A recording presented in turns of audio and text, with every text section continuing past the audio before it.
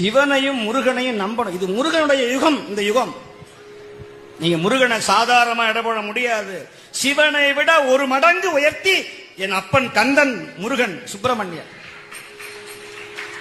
இவனை விட அவன் வீரியம் ஜாஸ்தி.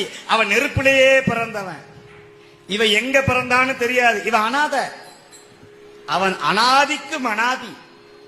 ஆதி அந்தமில்லாத ஆறுமுக கடவுள் என் அப்பன் வேளன், குகன், சண்முகன், சடாட்சரன். அவன் திருவடிய ஒரு தடவை முருகா அப்படின்னு சொன்னா போதும். குகான்னு மயில் கத்தும். குகா குகான்னு தான் கத்தும் மயில். மயில் அகவத கேட்டீங்கன்னா குகா குகான்னு சொல்லும்.